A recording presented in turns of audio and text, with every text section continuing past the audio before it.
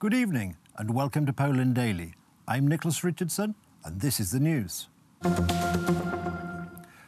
The funeral ceremony of the 20 heroes of the January 1863 uprising, whose remains were recently discovered on Castle Hill in Vilnius, Lithuania, took place in the city today. The ceremony was attended by senior figures from Poland and Lithuania, including the presidents of both countries. The uprising was the last tone of the beautiful symphony of cultures, ethnicities and traditions of the old Republic of Poland. Throughout the 4 centuries from the first Polish-Lithuanian Union to the last partitions, one could hear several languages being spoken within its borders: Polish, Lithuanian, Russian, Yiddish and many others. Similarly, these languages were present during the 1863 uprising. For our freedom and yours, these words inspired all of our heroes in 4 different languages. They fought an unfair fight in the name of freedom, dignity and independence. We stand here today to honor the heroism and sacrifice of our ancestors, but first and foremost we stand here to show that we're united by the same values, goals and shared fate as they were 156 years ago. Today we honor their memory together, solemnly, as we are once again free, independent nations. Today, the Civic Platform Party officially presented 2 candidates for the party's primary elections, which are intended to choose the party's candidate to stand against Andrzej Duda in next year's presidential election. One of the candidates, Jacek Jaśkowiak, was entered into the race at the last minute by the leader of the Civic Platform Party, Grzegorz Schetyna. The other candidate is Małgorzata Kidawa-Błońska, who was the coalition's nominee to be Prime Minister in last month's parliamentary elections. The president should be a leader for all Poles, and he should show this in his actions. What's more, I would like the presidential palace to be a place where various sides and parties could meet and talk with each other with respect. However, his most important duty is to protect the constitution. By było to miejsce, gdzie będą mogli razem wspólnie rozmawiać z szacunkiem, ale najważniejsze bycie strażnikiem konstytucji. Dla mnie zasadnicze znaczenie ma to, by... For me, the most important thing is to bring back the dignity of the president's office, which is non-existent today. This office and thus the entire country should never be ridiculed on the international political scene. I would like the president to be a true, strong president in a strong country. I w taki sposób, by nie ośmieszać tego urzędu. The 6th Congress of the Gazeta Polska clubs from the United States and Canada has begun in Orchard Lake, Michigan, with the participation of the president of the Gazeta Polska clubs, Ryszard Kapuściński, and the editor-in-chief of the Gazeta Polska newspaper, Tomasz Sakiewicz. This is a large-scale event. Many guests from Poland are going to be there, among others Antoni Macierewicz, Ryszard Czarnecki, Adam Kwiatkowski. There are many people who have something to say about Polish and international matters, but above all there are representatives of the Gazeta Polska clubs. We laid wreaths at the cutting in Smolensk memorials. We have to remember that there is a context of this meeting. Apart from the meeting of the Polonia representatives, there is the upcoming US presidential election. Meetings like this concerning these important matters show the strength of Polonia. The Israeli Prosecutor General's office has indicted Prime Minister Benjamin Netanyahu on charges of bribery and fraud. The charges concern the Israeli Prime Minister's alleged acceptance of property benefits from the telecommunications tycoon Shau Elovich. Netanyahu answered by claiming that police and prosecutors were engaged in a conspiracy to remove him from power and that he does not intend to resign. This day is very sad and difficult. Today I presented my decision to the Prime Minister, Benjamin Netanyahu, and his lawyers. I brought these charges against him. Today, when the General Prosecutor's Office charged the Prime Minister of serious administrative crimes that are corrupt in nature, is a sad day for the entire Israeli society and for me as well. We established that the Prime Minister committed those crimes contained in the indictment. These are very serious charges. It is a very serious matter when a state official regularly receives many presents worth hundreds of thousands of Israeli shekel. We're witnessing a coup d'etat on the basis of a fake investigation. I won't let the lie win. I will continue my duties with full responsibility, dedication and caring about the safety and future of us all. That's the news. Thank you for watching. Stay with us for the weather, Poland Daily Business and more programmes. But from me, it's have a good night and a better tomorrow.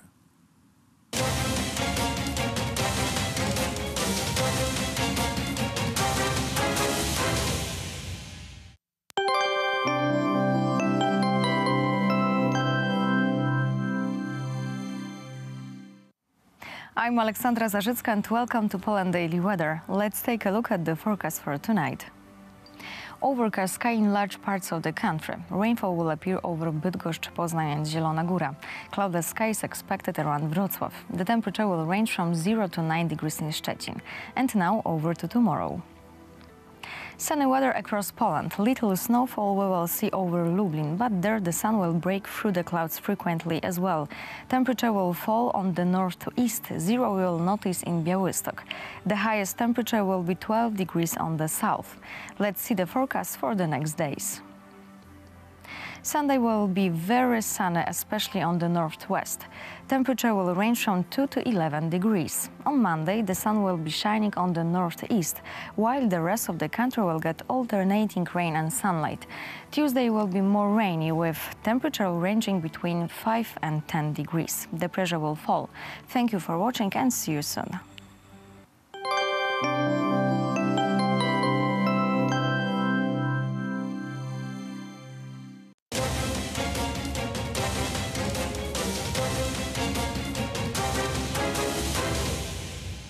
Poland Daily Business Edition, and tonight we'll talk about energy in Poland. Our guest is Wojciech Jakubik of businessalert.pl portal. Sir, welcome to the show. Thank you very much for the invitation. Let us start from the basics, the Polish energy mix. Where is or how is the electric power produced in Poland? What are the sources? So it's not a secret that our energy mix is basically coal-based. For now, it's like 80% of power generation in Poland is coming from hard coal, the lignite coal. So it is dominated by coal generation, and it is it's not the best way of producing energy in the European Union. It used to have its advantages because we have these energy sources on our territory, and they are mostly Polish-owned. So it looked like no-brainer that we should use the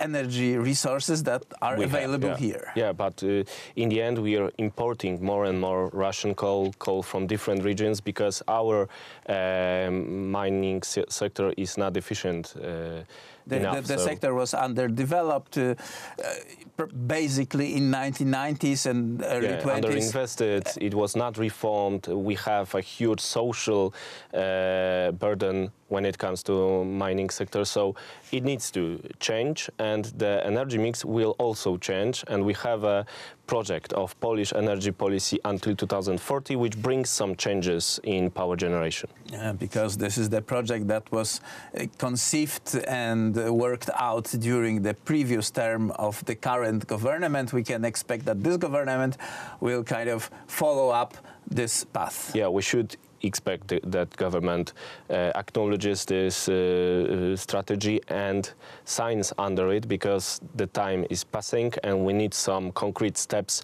in creating this energy strategy, in making it possible, because it assumes that we stay with coal we have, but its share in energy mix is decreasing by providing new sources.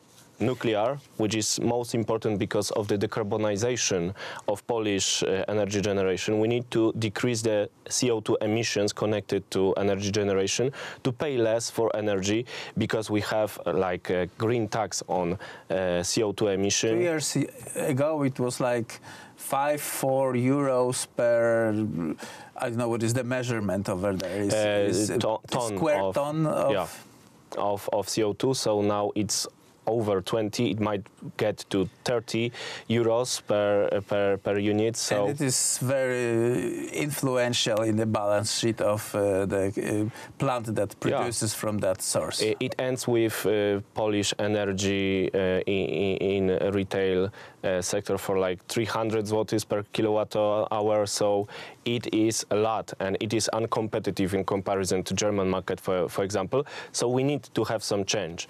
And nuclear energy as a zero emission source is an excellent tool to decrease emissions really fast and really well. So that's the Polish plan for Poland change. has something that probably is not existent in other countries, that are heat plants. The central heat plant that is connected to number of houses, 5, 3, 10,000, and delivers heat during the cold months from November to April. And this heat plants are very much affected by this CO2 taxation, because press is acknowledging that some of those institutions, some of those companies are going bankrupt.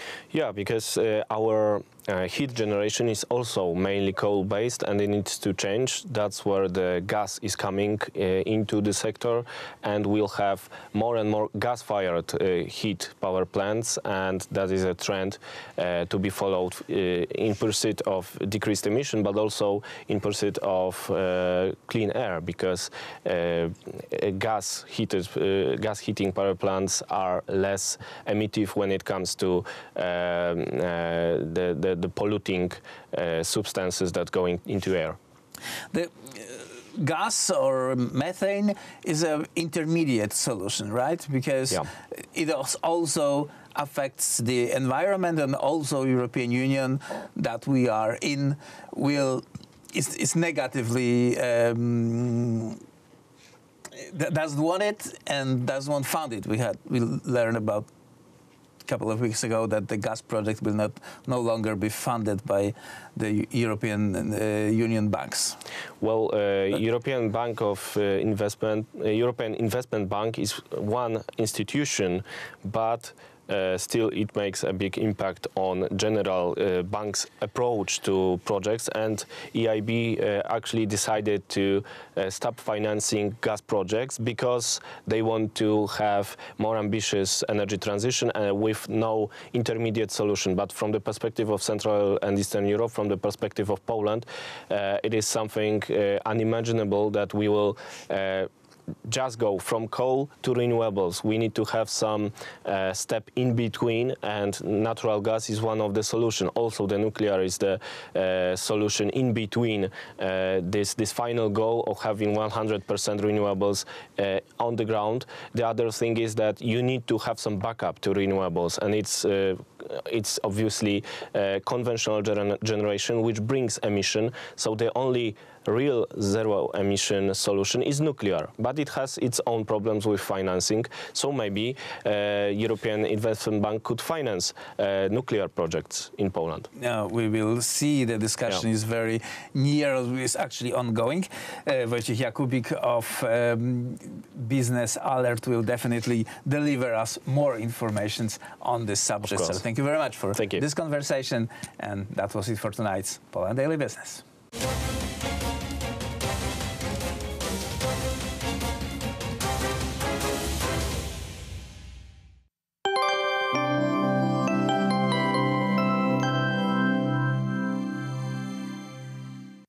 Welcome back to Poland Daily Weather. Let's take a look at the forecast for tomorrow.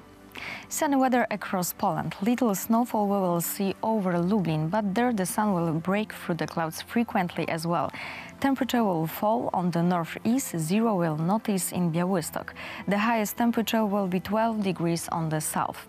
Let's see the forecast for our continent. On the Iberian Peninsula, temperature will increase to 16 degrees in Lisbon and 12 in Madrid. In Central Europe, we are expecting more rainfall. Still warm in the Balkans. There, the temperature will range from 10 to 19 degrees. Heavy downpour will appear in the British Islands. Thank you for watching and goodbye.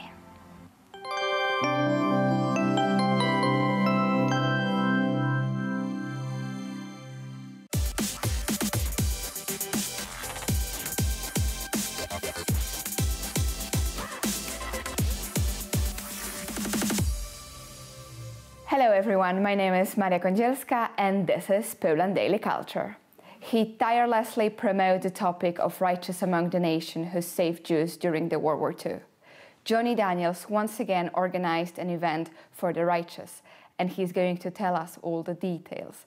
Johnny, thank you for being with us. Thank you for having me here. But before we start the interview, let's see how it all went.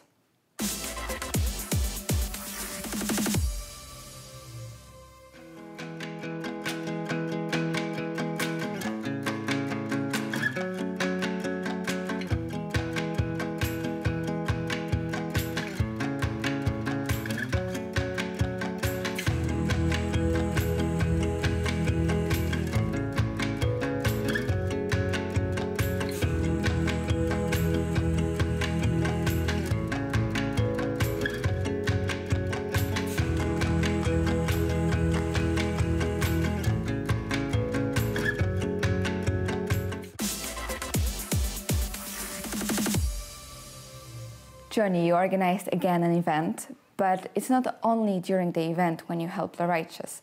For example, you started taxis for the righteous. One of the taxis was during this event. We could see it as well. Tell us, did anyone came with it tonight? Well, we were incredibly happy that as you saw the entrance to the event, we had one of the taxis, but the other taxis were running, and the other taxis were bringing the righteous here this evening.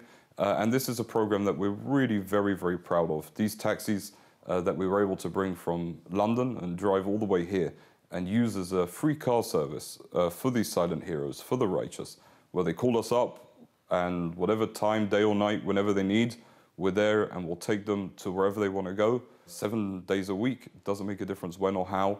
And this is a service that we're very proud of because it's a very simple thing. At the end of the day, it's nothing more than a free ride. But this is something that's incredibly important. Right now, the weather's getting a little bit colder, winter's coming, and during those times, it's not easy to get around, even for young people like us. You can slip, you can fall, and you've got to get on the tram and on the bus and on the trains, and it's difficult, which is why this service is just so remarkably useful. The fact that they're able to jump in a taxi, go wherever they need to go without any problems or issues, without any kind of payment or anything like that, enables us to give back every single day. Just over the last week, the taxis have driven over 100 hours, taking righteous to wherever they need to go and however they need to go. That's fabulous. That's a great news as well. And tell us, because you kind of start going around, not only in Poland, but to other countries to look for the stories of righteous.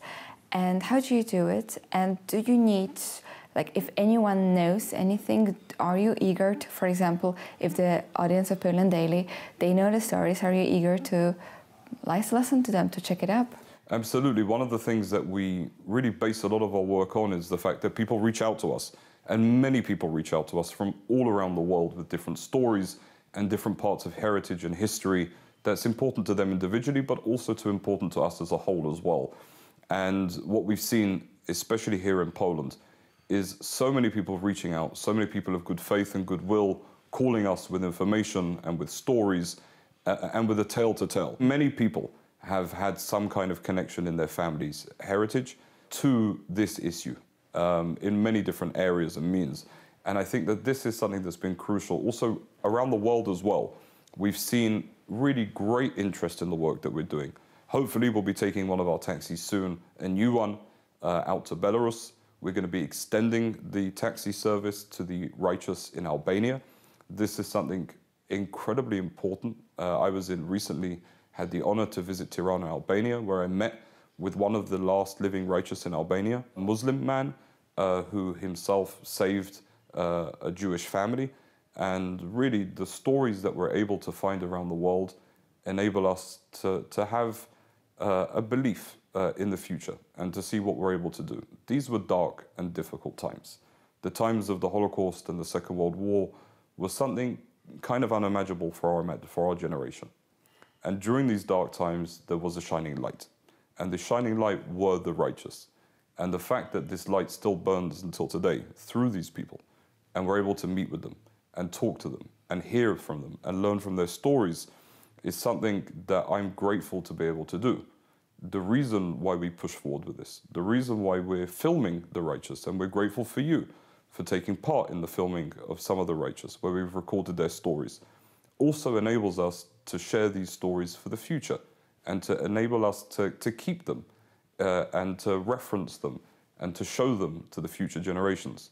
I have 2 small daughters who most likely will not be able to meet one of the righteous at a point where they can listen to them and understand what they have to say.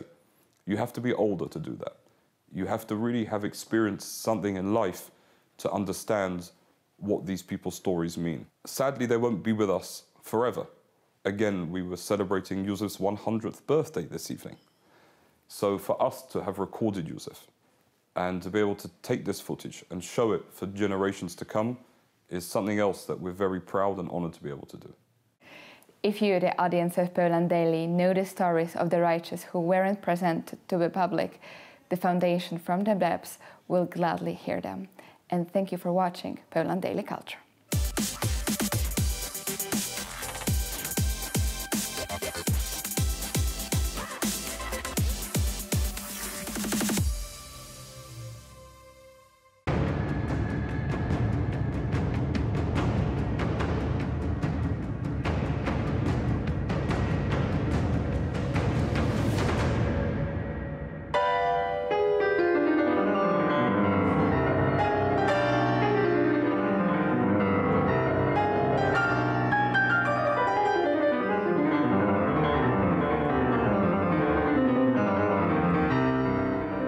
With its roots in the uprising of November 1830 and encouraged by events elsewhere in Europe, including the success of the Italian independence movement, and taking advantage of a Russia weakened by the Crimean War and the reforms introduced by Tsar Alexander II, the uprising of January 1863 was the longest lasting in post-partition Poland.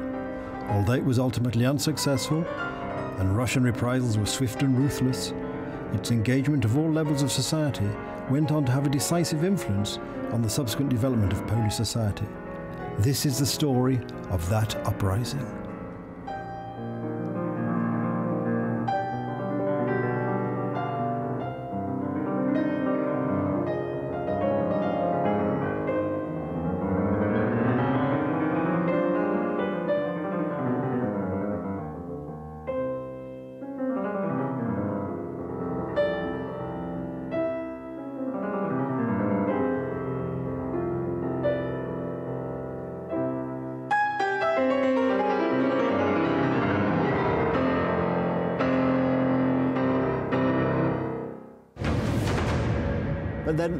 But then again, in April, there was another sort of occasion in Warsaw when the Russians opened fire, and they managed to kill rather more people, I think. 100, let's say. 100, yes. Because they were hesitating what to do. In February, they would,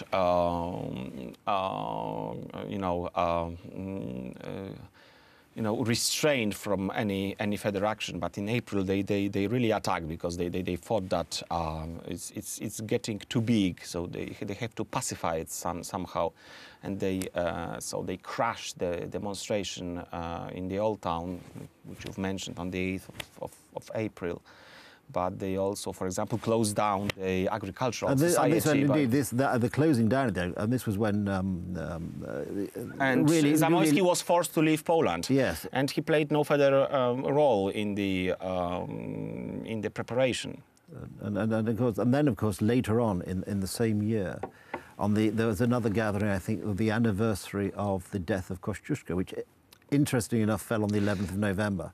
Yes. And led to the Russians actually going into churches to try and arrest people, which was definitely a step too far.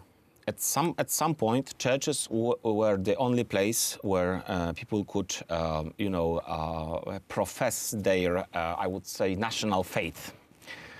If you know what I mean. Yeah, of course. I mean, they could express their national feelings. These were churches, and of course the Russians knew about it. At some point in October, they entered, which is a sacrilege. You don't do it. In European culture, you don't do it. Anybody accused of anything, if they enter a church, nothing can happen to them. Exactly. You've got it. Hugo in France writes about it. Of course, claiming sanctuary in the Middle Ages, you got to the sanctuary in church, and that was actually respected by everybody. No, but the Russians don't share the same culture, I would say. Clearly not. And they entered this sacred place and attacked people. And after that, the day after, the Warsaw clergy locked up to show their discontent. They locked up the churches. Both Catholic churches, Protestant churches, and indeed, I think I'm right in saying, there was Jewish support, and the synagogues were also locked. I think I read. Yes. So again, the Russians had completely the wrong effect in trying to put down what they perceived to be a rising. In actual fact, they managed to unite, it seems, all stratas, or at least all God-fearing stratas of Polish society, against them at that point. They weren't persistent. You have to adopt a way. Either you are gentle and subtle, or you crush, from the very beginning. And they were like, You make a good point, because this is true in all rebellions. There comes about, on the one hand, if you crush it, you've got to really crush it, because if you sort of show any degree of compassion, then the people with whom you're dealing then demand more and more and more. So there comes an ever rebellion, this very difficult balance, looking at it from the point of view of the dictator or the power, this very delicate point as what do you do next? You're sort of caught as the oppressing power, to use that phrase, between either being too lenient or being too draconian. Draconian. I know it from history, but I didn't know this adjective, draconian. That's nice. I'll remember it. And that's where they got to. And then, of course, so that takes us to the end of 1861. And then we move into 1862. No, 1862 is very, very. I mean, it's very powerful because on one hand you've got this. I started talking about the Reds, the Whites, and Wielopolski, and now we have to talk about Wielopolski because the Russians. Fought it up that to somehow pacify the public opinion in Poland, the best idea is to have a Polish leader, I mean, with not too much power, of course. That would be, let's say, a joint to the viceroy. I mean, in historical books, you encounter this term viceroy. It's not accurate. I would say namiestnik Królestwa Polskiego. This is more a steward. Oh yes, or governor maybe, or governor. Yeah, yeah. Steward. I mean, that's I think perfectly suits the. So one of the Tsar's brothers was appointed the steward of the Congress Poland, Książę Konstanty Nikołajewicz. So yet another a great Duke Constantine, but this time a son to Nicholas, not to Pavel, like the one that we spoke about when we were discussing the November uprising, but another great Duke Constantine. So it was a gesture to show that no, we are sending somebody who is dear to us, not just a clerk, but our beloved brother. Exactly. Yes. So this is it, and so that was, and this namiestnik, let's say, steward, was responsible for military affairs, and Alexander Wielopolski, a Polish nobleman, was to be responsible for the civil government. And so we have a number of reforms taking place in 1862. Emancipation of the Jewish community, establishing a university in Warsaw. That's right. You remember that one was closed down after the November uprising, and giving and pushing some social reforms. I mean, the peasants were not to act as serfs any longer, but to pay some kind of a rate for the land. In other words, instead of actually offering their bodies or their labour to pay whatever the dues were, they actually could pay it in cash. So, which was a step forward. Step forward. I mean, it was really a step towards westernizing, modernizing Poland.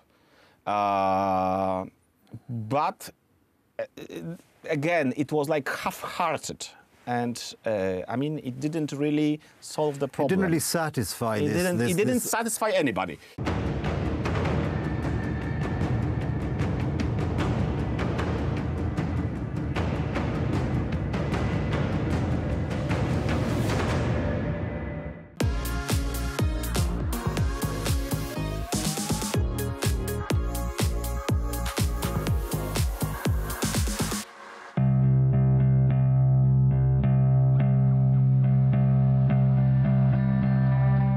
The Holy Cross Mountains of Świętokrzyska province. Something to conjure with. These prehistoric outcroppings date back 500 million years and were once of Himalayan height. Today, the highest point within these hills, and indeed the highest point between southern Poland, the Tatra Mountains, etc., and the Urals is still the Holy Cross Mountains, and specifically Bald Mountain or Święte Góry. Święte Góra is and was a sacred spot. Today the hill's summit is crowned with a basilica, which has stood for many centuries. But this is something to think about. A pagan wall, the remnants of a pagan wall, exists, crumbled and forgotten, like something out of a Shelley poem, symbolizing the peoples who once lived and worshipped here in pre-Christian times. There is something about this area. The oldest oak is here, the Bartek oak, 800 years old. This majestic tree is a stone's throw or a few kilometers drive, if you will, from Heceni Castle. This strong point commanded traffic in the Kielce area for centuries. The bear went over the mountain to see what he could see, and we're going to do the same thing. Join us in the Holy Cross Mountains. I'm Will Richardson, and this is Poland Daily Travel, the show we do for you.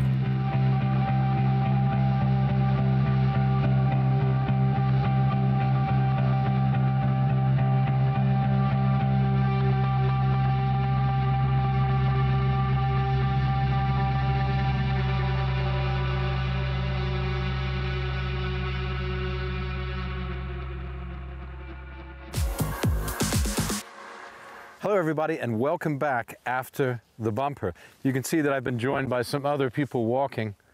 We're not alone, but still there's not a lot of crowds because it's mid-October. It'll soon be, well, what happens in Poland in October? Well, we see the leaves are turning, but we also have on the 1st of November the Ancestral Day, the Day of the Dead, when everybody goes to the graveyards to pay homage to their relatives who've come before them and their friends who have gone before them, and to light a candle for them. This is, of course, the day, November 1st, after Halloween, which is now celebrated in Poland. And perhaps we'll do a little bit of Halloween for you on Poland Daily Travel, because I can tell you that years ago there was no Halloween in Poland, but it's become something rather like Valentine's Day now in Poland. At any rate, then on the 11th of November is an equally important day.